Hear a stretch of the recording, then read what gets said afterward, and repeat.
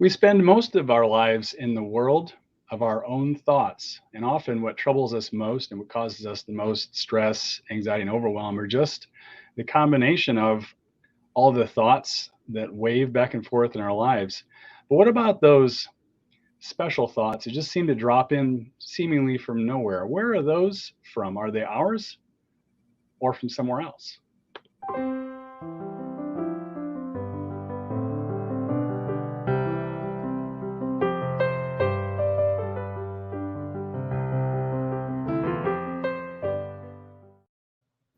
Good evening, everyone, and welcome back to another episode of the Center of Calmness.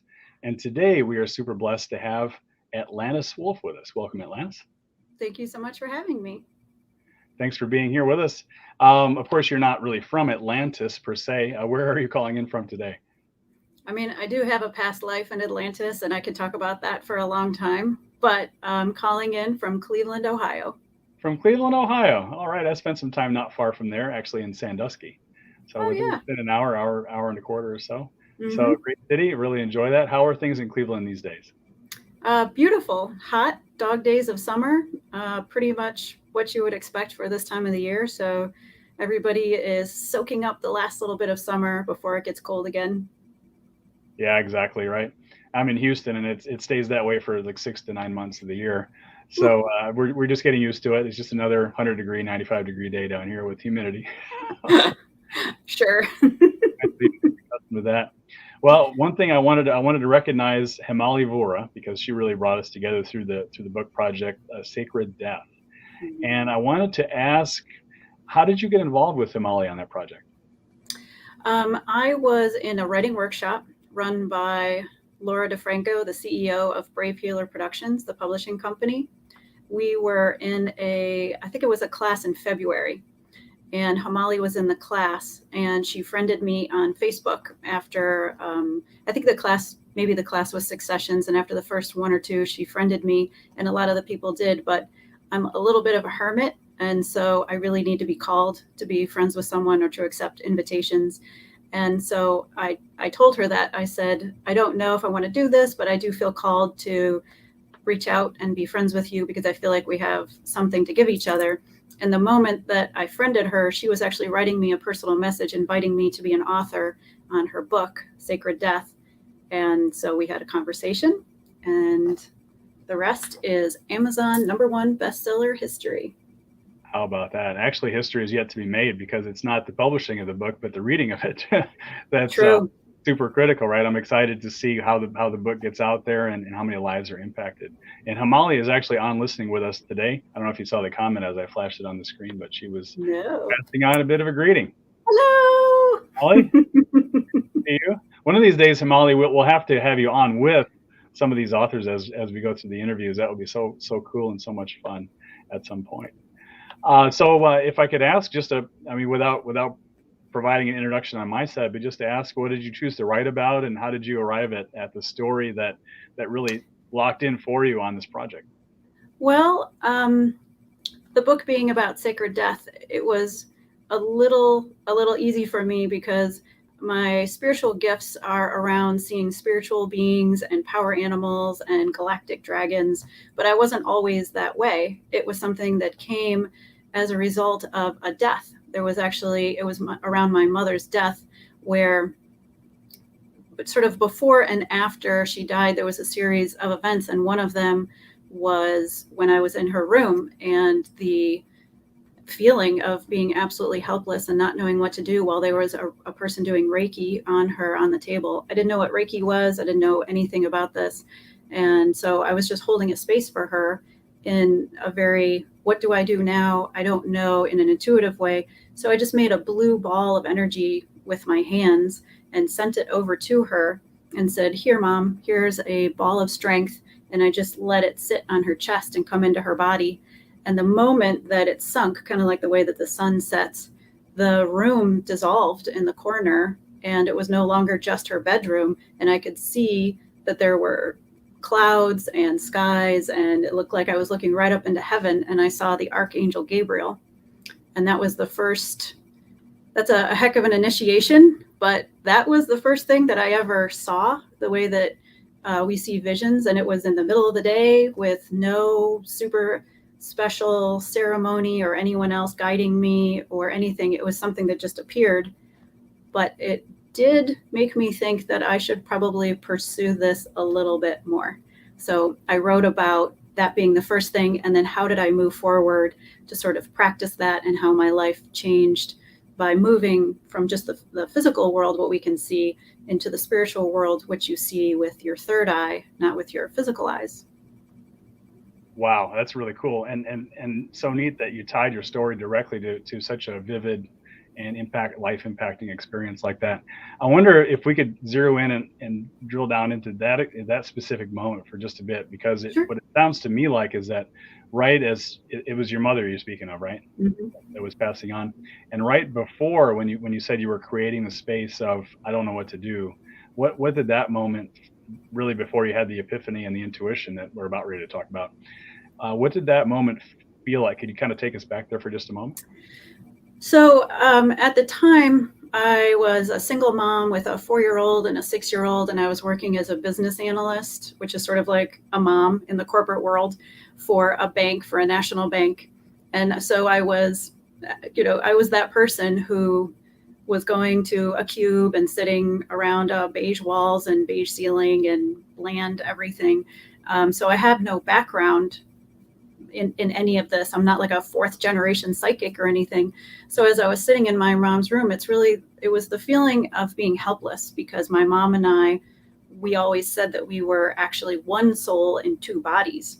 And so here she was leaving, and I was helpless, and my dad really took over. And I didn't have the opportunity to care for her in a very one-on-one way. It was him sort of taking control and always keeping her to whatever he wanted to do. And so this was a rare moment where it was just the two of us. There was this person doing Reiki, whatever that was, I didn't know.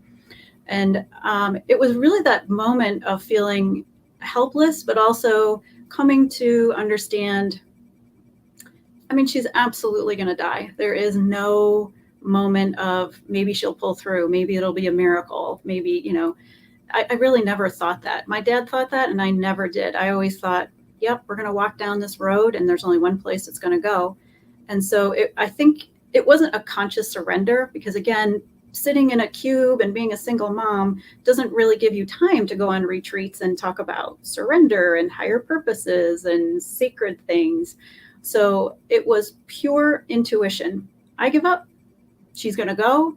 I'm helpless. I am alone. I'm isolated. I'm not close with anyone else in this lifetime. I'm looking at the single person who is my whole life, and she's leaving. She can't talk.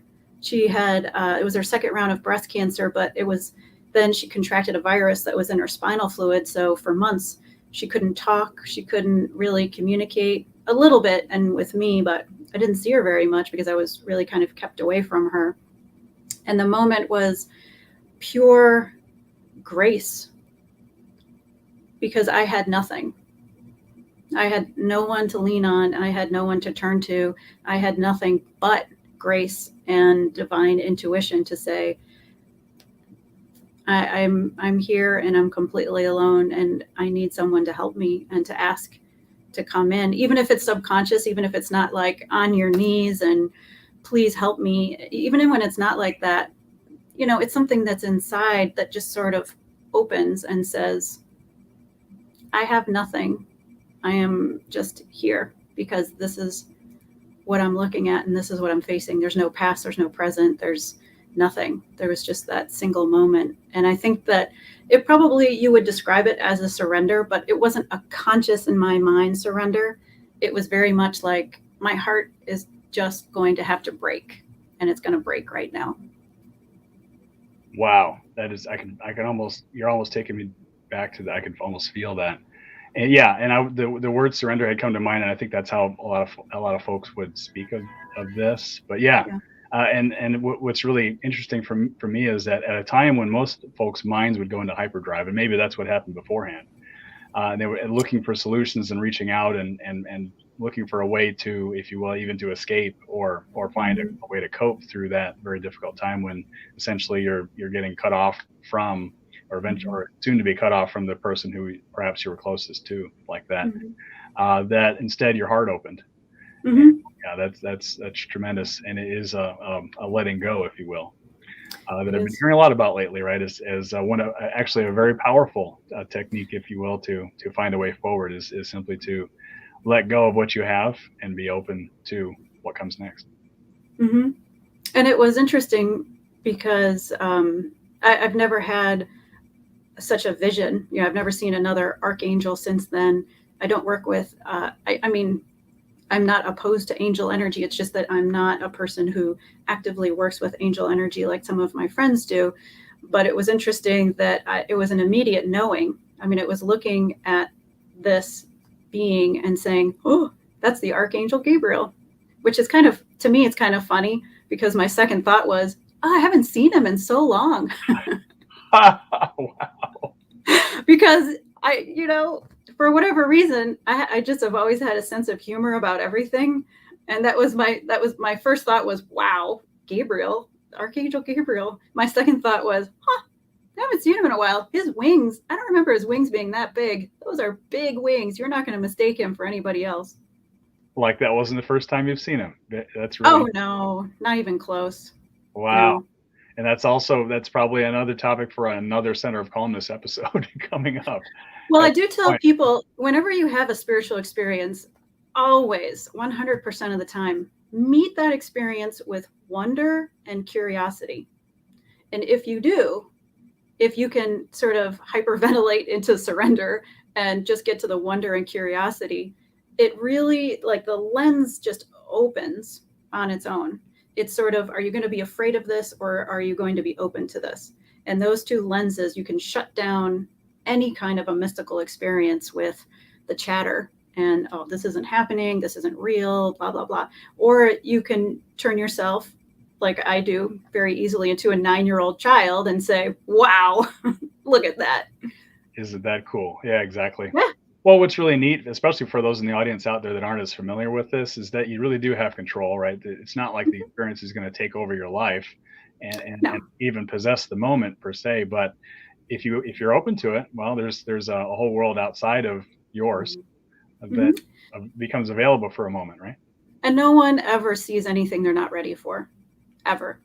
It doesn't work that way. So if someone is forcing you to open your third eye or to activate your kundalini or something like that, you're putting yourself in danger because you're giving your power to someone else to do that. And you never want to do that. It's always you. It's always your power. You self-actualize. You're open to it. But if you're not ready, nothing will ever come. It's only, if you're ready to see the bunny rabbit in the woods who winks at you, that's all you're going to get. If you're ready to see bigger things, you will. Absolutely, that's great. So if we come back to this moment for just a bit, where you're transitioning now in probably in split second time frames, if you will, right from this, not having anywhere to go to having this moment of we call it surrender, letting go, heart opening up, the mind is already blown right at that point. And then you mentioned that you had the intuition to form a blue ball of energy and give that to your mom, your mother. Mhm. Can you take us through how that specific, because that's what really what we're talking about tonight somewhat is intuition, right? How did you receive that intuition that you should do that? Because really, I think we share a background. We come from the beige cube walls, right? There's none of this stuff in the corporate world. I'm still in the corporate world actually, and although I have a little bit better than I have white walls, but they're still awfully beige looking. Right. It's a desert, and it really is the life that is there is the life that I bring, right? And I didn't um, know that before, but coming from that to having a blue ball of energy that you're sending to your mother, mhm. tell I tell me think, how that experience went. I'm trying to, this was 12 years ago. So I'm trying to remember, but I'm pretty sure it was as simple as reading a magazine about a ball of chi. So I went to a retreat called the Sounds True Wake Up Festival, and Robert Peng, who's a Qigong master, was talking about a ball of chi, which is just a ball of energy. And he was talking about forming that ball of chi. And part of the workshop was you put your hands together, you just intend for a ball to come, and you sort of pulse back and forth until you can start to feel something in there. And then once you form that ball, then you can sort of move with it. And that's part of Tai Chi, is to be moving that ball. And so I think it was a file that just got sort of moved. I just sort of filed it away as, I don't know, it was very easy for me to do at the workshop. I thought it was cool. I thought it was interesting. I didn't know, practically speaking, what I would do for it or with it.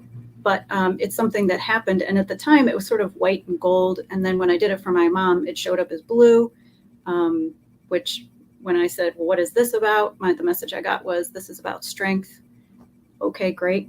I have more than I need. I'm going to give her strength. And so I will send this her way. So I think it's about being open. And also, there was no coincidence that I went to that festival, that I did wake up to a couple interesting practical tools. I'm a very practical person. So the tool in the book is about walking people through the process of connecting with someone who has died, or someone who is not able to communicate with you, and teaching them how, instead of communicating body to body, you learn how to communicate spirit to spirit. So yeah, there's a lot of practical ways to do it, but you do have to get over the idea that it's not possible. And as soon as you think everything is possible, then it becomes easy. That is super cool. And a lot of hidden lessons in what you just talked about. And for me, the most important one is that what looks mundane, as far as these exercises that we pick up over time just by hitting retreats, or maybe even just hitting the YMCA for a little class. I mean, I've also been taken through that chi ball exercise, but never knew you could do that to impart strength to someone else. Yeah. Like you mentioned, right? So it's interesting that we learn that stuff and we put it away, and then in time of need it comes out.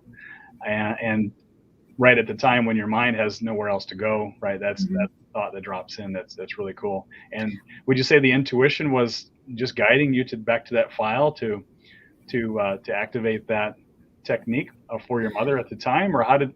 Well, anything that you can do that's easy for you, you've already learned it in a past lifetime. So if you're the kind of person who picks up singing or the cello or cooking, or maybe it's really easy for you to make a fire, or it's really easy for you to do ceremony, I think that you have to pay attention to that. Pay attention to things that are what we would say, oh, it just comes naturally. Like they do that like a duck to water, because you're not overthinking it. In fact, you're not thinking about it at all. It's something that comes through you. And I think the key is, when you're talking about intuition and logic and those two, it's really about, the fear is in your head and the love is in your heart. And so the intuition is accessing that love. So with love in your heart, all of a sudden you are now connected to everything, because everything is built on love. When you're in your mind and you're fearful, you've just constrained yourself to the prison of your mind. And all of a sudden the options don't feel like there's anything that's reasonable. But when you're in your heart, your intuition is connected to that oneness and that allness and that more cosmic consciousness. And they're all working for your highest and best purpose. So it's a way of just plugging into all the ascended masters, all the people that have been where you are, all the people that have been sad and helpless and not sure where to go, and, just feeling their way in the dark. And therefore everything is easy, because now you're accessing it with love. I wanted to do something because I love my mother more than anyone in the world. And so I was open to anything because it was going to come from love. Awesome. So it was really a matter of opening your heart and allowing that love to flow. And then the solution came to you at that point. And then you delivered the ball of energy, and your mother was benefited. Wow. That's outstanding. It seems so simple after the fact. It is. When you know how to put your mind aside, put the logic aside, and just let everything, like you said, fall into place. Well, and that's the trick, right? I mean, there's the knowing 2 + 2 is 4. You pay your taxes on the 15th. And then there's the knowing in your bones, when someone walks in the room and that person doesn't have your best interest in mind, or you stop at the red light and you know something is going to happen and somebody blows through the light. There's, those two different kinds of knowing. And I think that we give way too much credence to the brain knowing, and really we're essentially icebergs. I mean, our head is only a little bit of our body. Our subconscious, from our neck down, is this vast network of intelligence. And when we do things like muscle testing, when we drop into our heart, when we move to a place of love, all of a sudden we understand why they talk about, for example, in heart math, how your heart is 60,000 times more electromagnetically charged than your brain, because your brain is by itself. It's just sitting up there by itself, doing its thing, trying to survive, trying to make it through the day. And your heart is much more the seat of the soul. It says, who cares if we survive? The key is to love. How much can we love in this moment? How much love can I bring into this moment? How much can I channel love into this moment? That's all that matters. Absolutely. And that's love without judgment, right? Just totally pure. Your brain is the judge. I mean, Yeah. no, you never ever judge anyone that you actually love. If you're judging someone, you're trying to control them, and you don't really love them. You're just attached to them. Exactly. Yeah. And spending your really, we're wasting energy drawing comparisons between that aren't even relevant in most cases. Actually, yeah, you could argue in all cases, Mm-hmm. where whenever you think of everything as love, everything is energy, including Mm-hmm. ourselves. Yeah. And then finding our way to, if you will, to settle in. Yeah. And, yeah. And then you, of course, the experiences. I've been growing in that experience as well. I just wanted to acknowledge one other visitor we have today, Lauren West, catching us live. Hello, Lauren. Good to see you. Hello. And I wanted to ask next, Atlantis. Oh, the name is. I'm just going to ask. How did you end up? I mean, I don't believe you were born Atlantis, at least in this lifetime. Could you let everyone know kind of how you arrived at calling yourself Atlantis Wolf, and how that became the birth of your new mission in life, if you will, as well as in your business? So in my spiritual community, which is the shamanic community, shaman means one who sees in the dark, or someone who works with spirits, because when you have your eyes closed, the only thing that you work with is the spiritual realms. And so in my spiritual community, you're not allowed to give yourself a name. That's considered to be verboten. You can, it's not just bad karma. I mean, you will absolutely get kicked out because you're sort of missing the point. So I started studying with a shaman in 2018, in May of 2018. And I had a powerful journey, a shamanic breathwork journey. And as part of it, it took you through the 7 chakras. And it was like watching 7 movies. I mean, it was an hour and a half, but I think I journaled about it for 3 days because it was just this epic movie every single bit of the way. But one of them was a remembering of being in Atlantis and being in charge of the red crystals, and walking down the street on the day that the 5th version of Atlantis went down. And I was responsible because I was one of the crystal keepers, the one that really had the power. The crystals had all the power, moving down and turning them against themselves so that it would vaporize. It didn't actually sink, it vaporized. And being so sad walking down the street, having sent away all my family to Lemuria and to what's now North America and to everywhere except there. And when I came, that was one, by the way, of the 7 movies. But when I came out, I went to the person, Linda Starwolf, who was doing the shamanic breathwork journey that was about maybe 80 or 90 people. And I just started crying and telling her about this and asking her for the playlist, because I wanted to go back and see if I could remember, because it was this heartache of there's so much that I want to remember. And she said, we don't really give out the playlists, they're special and magic. And I said, yeah, of course, I understand. And then she looked at me and she just said, I'm going to give it to you. And I've never listened to it because it was just such an honor. It was really about the giving. It wasn't about using it. And so I started studying with her for years. And 2 years later, she gave me that name. And I thought, it's too big. That's too big of a name for me. But it still took another year to grow into it. Now that I'm moving from medical massage into spiritual work combined with body work, I thought the easiest thing to do is embrace the name that I have in my spiritual community and kind of go for it. And so I changed the name of my business to Sano Totem, which means heal the whole. I changed my name to Atlantis Wolf, which made a few clients raise their eyebrows, and that's okay. That's sort of the point. And I just decided that this was the year that I'm going to put it out there and say, yes, I do emotional release therapy. I can help you with ancestral healing. I can help you with coaching, body work, combinations of things. And I'm not going to say it wasn't scary. I'm just going to say it felt inevitable. Why not now?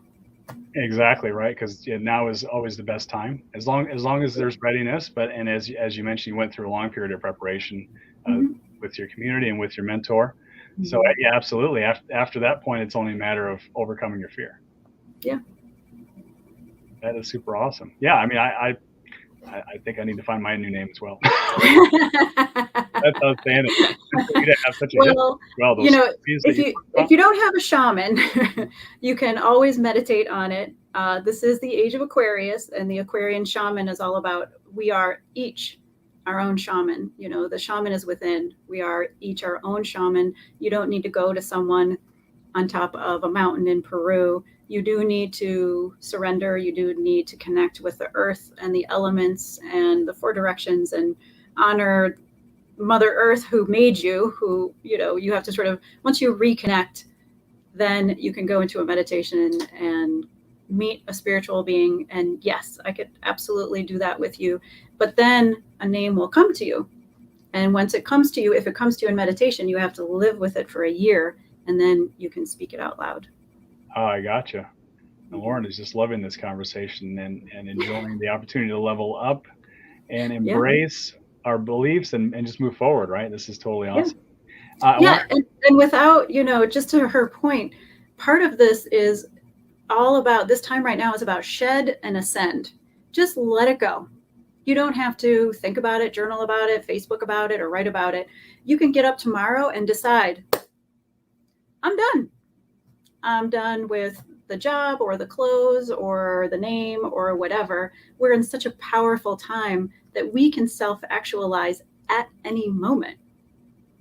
Wow, that's a very powerful statement you just made right there. Yeah, so if I wanted to change my path right after we get off this broadcast, don't even wait that long. I could actually take care of it even right now. That is, of course, I've already been changing it, so I'm already on my path. But that is so powerful. So anyone out there listening, or even as this goes on to audio, if you're listening right now and you feel that the moment has come, just take it. Wow, that's so profound. So, and I think a lot of folks find that very difficult. But I think sometimes we just need permission, right, to say, well, you know what, that's how it should be. Well, and that's part of my mission. I'm very much called to normalize being able to connect with spirit and see spiritual beings, to see colors or hear guides, or talk about being a star seed, you know, someone whose first incarnation is not on the earth, someone who's here to help ascend, someone who sees a lot of animals around people, and anything like that. My job is to talk about it first so that people can say, I do that too. Me too, me too, me too, me too, me too. And just having that knowledge or that acknowledgement that that's actually normal. It's where we're all going. It's where we're all, as a global community, are going to end up. But there's some of us who are here and we're talking about it to give everyone else the confidence to step on their own path. It's not about you do what I do. It's about I'm going to go ahead and be brave, and I'm going to bring my gifts now instead of waiting 20 years. So cool. Yeah. And so empowering. No permission required. There's no mountain to ascend, no steps to climb, just here and now. Right. If I could ask, Atlantis, how as you've made this transition in your own life, how has the makeup of your clients changed, and how has your work actually changed now that you made this shift right into the spiritual and the body work combined? So I've been in private practice for 11 years. And so it has been a gradual, and I actually, after my mom died, I quit my corporate job, and I quit on a Thursday, or I got a message. That's it. We're going to go do this. I quit the day after, and I went to massage school the following Tuesday. So everything to me was just really cut off. But over time, it really was within 6 months that I started to see things, and I started to see beings around the table when I worked on people, particularly if I had worked on them a couple times. And so there are clients who, from the beginning, I would ask, is it okay if I tell you what I see? If I was comfortable, it took me a long time to be comfortable. So I feel that the universe sent me some sort of low hanging fruit, some very soft people that would accept this right away. And now that I'm ready to embrace it, there's very few people who have said, that's too weird for me. And most people, to be honest, have said, oh, one of two things. Oh, my client yesterday, I'm going to go on a retreat. My cousin committed suicide. I know my cousin's around me. I'm going to go back to the camp that we were at. What should I do? Give me a ceremony, like give me some way to honor it. Because I do spontaneous ceremony. If you gave me 3 things and a problem, literally, I could do this all day. Give me 3 objects that you have right around you in your room, a problem you have, I will give you a ceremony. I'll take care of it.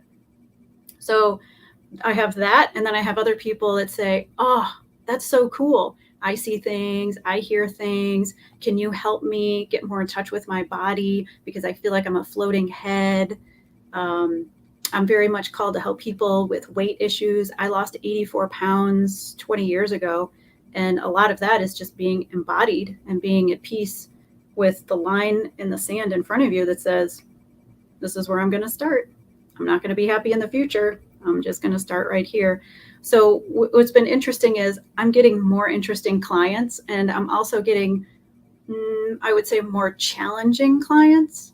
Of course. People are showing up with, I have, a hiatal hernia and I can't swallow, but I don't think it's this because I had an MRI and they said it's fine. And I just can look at them and say, there's something, on your rib, and your diaphragm has to be released. But as soon as I put my hand here, the name John comes up, and it's their ex-husband that they had a fight with because their son is in town. I'm like, okay, let's release the emotion first. Let's release the diaphragm second.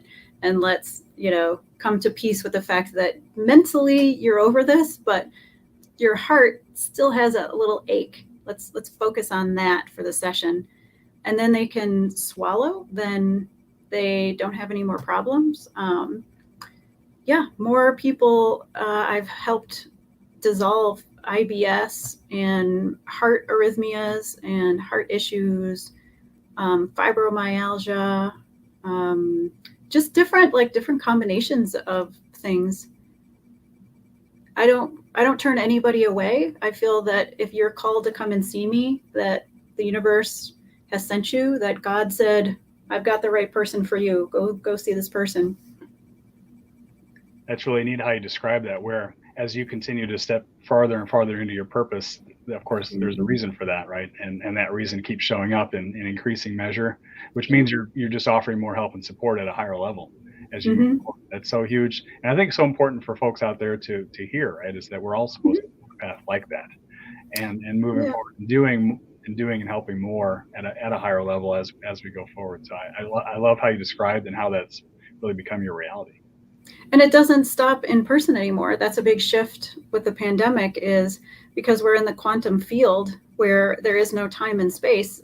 It's easier and easier to access people over Zoom. So I can release emotions over Zoom. I can walk people through, trigger points through Zoom and connect with them and talk about what is happening, kind of coach them through, this feels a little off or this feels like this. So that's been a nice shift for healers, is to be able to access people who need them, who may be isolated. Isn't that interesting?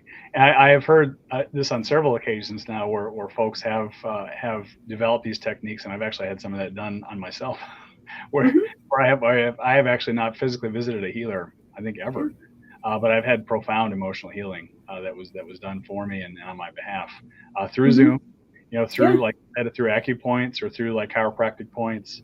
or through access to some soul techniques, things like Hmm. that. That and all of those experiences were incredibly profound, and just through the little box, right?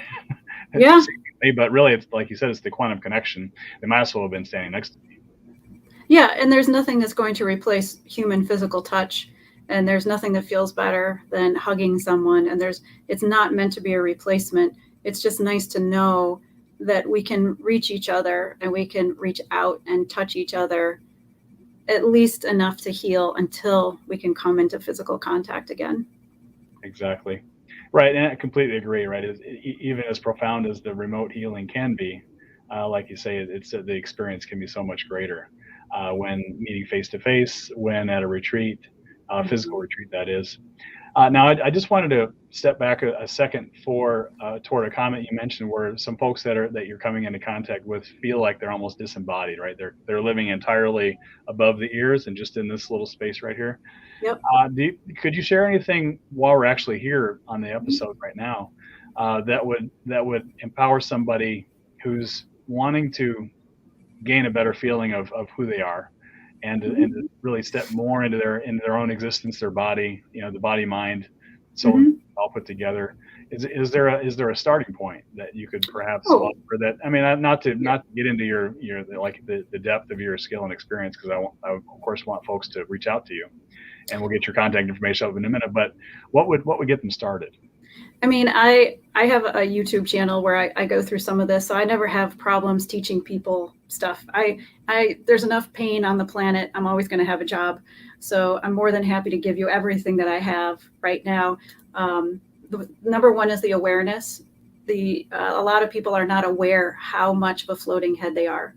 So if you, for example, not you personally, I'm just saying that you, the listener, Yes. if you are not aware of the weight when you stand up, of the weight of your body on your toes, that's a sign you are not embodied. You are not connected to the earth. You're not grounded. That kidney meridian starts K1 at the bottom of the heel. That's your connection to the earth.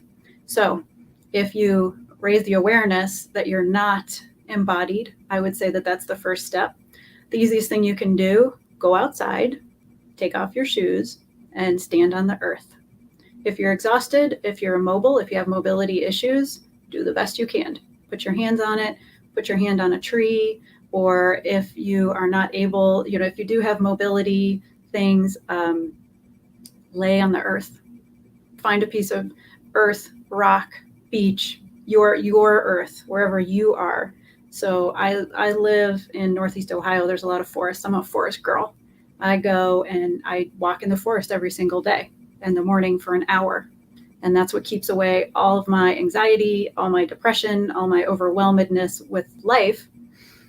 And that's where I go. And you can access any form of nature. If you have a city park that's 5 steps by 5 steps, just get over your social stuff, put on an eye mask, lay on it. Just lay on the grass, lay on the dirt, lay with your back up against a tree without anything, without music, without an iPod, without things beeping and clicking and things like that. That is a fantastic place to start. Another thing to do is to physically touch your body. Get some good oil, like some sesame oil or something like that. Warm up some massage oil and just massage every single part of your body. Friday night, Saturday night, Sunday morning. Pick a time when you have nothing but time and sit there and be amazed at how you never took the time to notice that your fingers look like your mom's fingers, that your hand curves the way your grandmother's hand does, that your elbow is actually really beautiful and you never looked at it.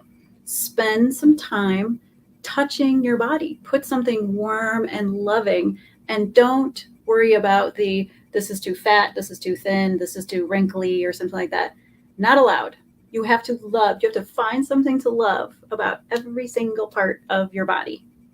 That's a wonderful way to look at every cell of your body, because you're now saying, I love you to every cell in your body. You will feel like magic. And if you are thinking, oh, yeah, that worked really well, one of my favorite things to do to get people back in their body is to hum. So you breathe in through your nose and you hum, so you don't have that like up at the top of your nose, but you let it travel until it's really down in your belly. So you sound like, a thunder god, and you're there just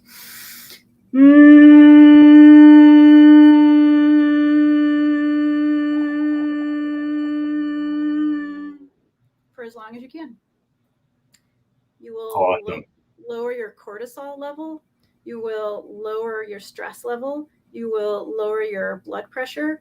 You may keep yourself from saying something you're going to regret too. Yeah. Nothing else because you're tired. You've been humming, right? You can't do that. I mean, I've been at the point where I have 4 kids, and I have 2 and I adopted 2, and I'm at the point where I'm like, why can't they just do the dishes? Why is that so hard? But I will tell you, if you breathe in through your nose and you hum as long, not as hard, as long as you can. You can't do it more than 3 times without being like, Yeah, just all really right, I'm back to neutral. right. No longer motivated to whatever direction that was. Yeah. So those are simple techniques, but they're very powerful and they're accessible. I mean, you have your body all the time, so it's really about spending time with your body and smiling at all the cells and smiling at, just pick apart, smile at your toes, smile at your knees, just continuously pick apart to love. And before you know it, your body will react, because if you would never talk to another person the way you talk to your body. A lot of people are so hard on themselves. My stupid body, my body let me down. I'm like, whoa. Pretty sure you've been drinking Coca-Cola for 50 years. Right. At what point did you think it was going to break down? It's amazing that you're alive. Yeah. Yeah. So, It's the body that's actually sustains for so much longer than it probably should, given the horrors that we subjected to. yes. Having drunk plenty of Mountain Dew in my lifetime, thankfully not. I actually went on I had the blessing of working with a naturopath for a bit, and I was able to get rid of, just because, well, she put me up to it, right? But I got rid of all the stuff, right? All the fried. I was already off Mountain Dew by then, but I got rid of the fried chicken. I got rid of a lot of the negative aspects of the lifestyle. I got more grounded, and well, the weight came off and my energy level went up.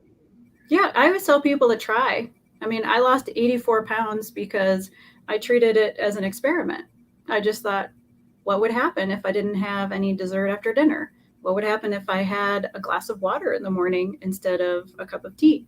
Sure. Just let's just treat it as an experiment. What would happen? Right. And you find out amazing things happen, actually, when you do that. Yeah. That is so awesome. Now, just to close out our conversation for now, though, we could probably go on for another couple hours here. Oh yeah. How do you work with folks nowadays? Do you tend to do some more one-on-one consulting, or do you put together group meetings, invite folks on retreats? What's your flavor of how you help folks with your expertise?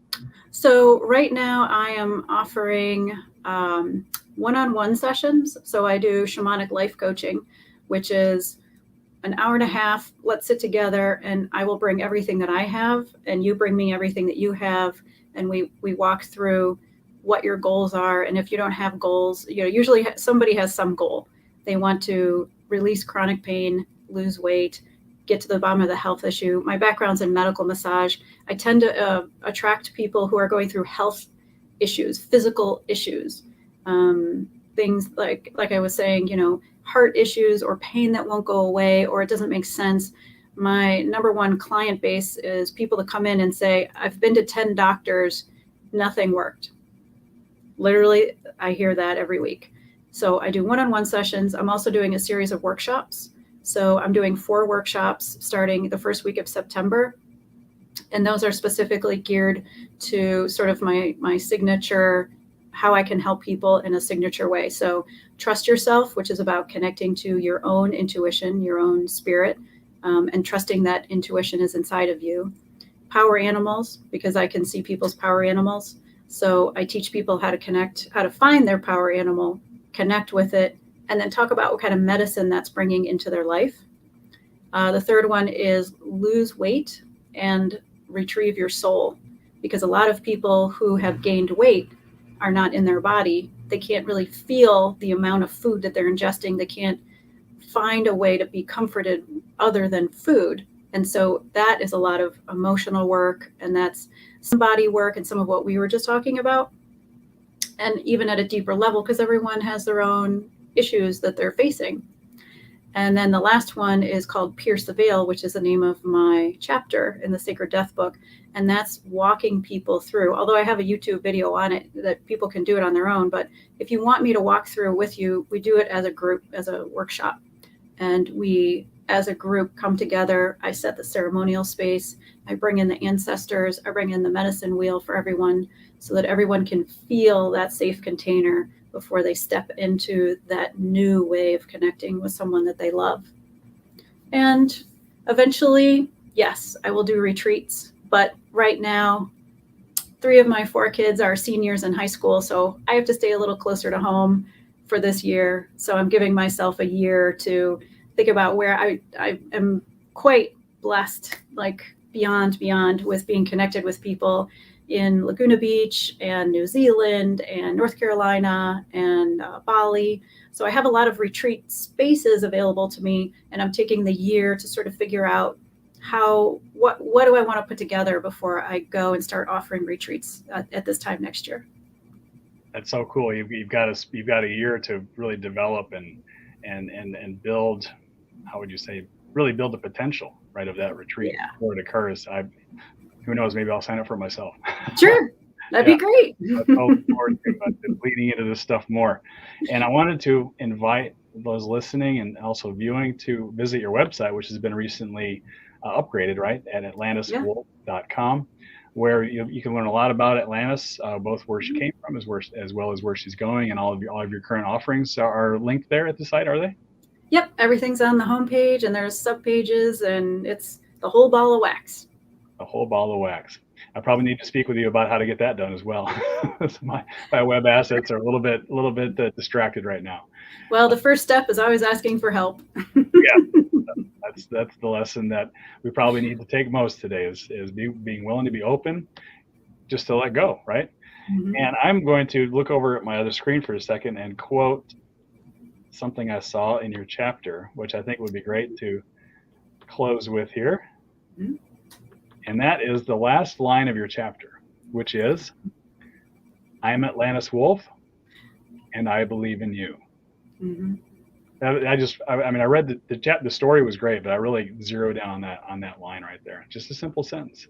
Mm-hmm. To have someone out there that believes in you, so important. And really speaks to what I will call is your ministry, right, as you go forward. It's true. So outstanding. So I invite everyone out there to please do reach out. And Shelly Astroff is with us today as well. Shelly, I love Shelly. Shelly is always out there watching all this stuff here at Center of Calmness and always commenting. Mm-hmm. And I always appreciate Shelly's support as well as her mentorship in other areas of spiritual development. And I look forward to seeing Shelly again soon as well. So Atlantis, it was such a pleasure that your willingness to take this time and meet with us here at Center of Calmness and share really a lot of wisdom right here, right? So even though I do hope folks reach out to you and engage in these workshops and the one-on-one consulting and the life coaching, and soon the retreat that I'm going to put on my calendar as well. You shared so much with us today, just in the here and now, that I'm just so excited for folks to listen to this episode very carefully and really take in the lessons that you shared with us today. So thanks so much. Well, thank you very much for having me. I really appreciate it. And anytime you want to spend more time together, I'm always available. All right. So much appreciate that, Atlantis. And I look forward perhaps to meeting again soon, where we can explore a little bit more about your extensive, detailed, and such a how would you say, such a rich background that you bring to this moment. So yeah, I look forward to meeting again soon. Thank you so much. Thank you. And for the Center of Calmness, I'm DK Warner.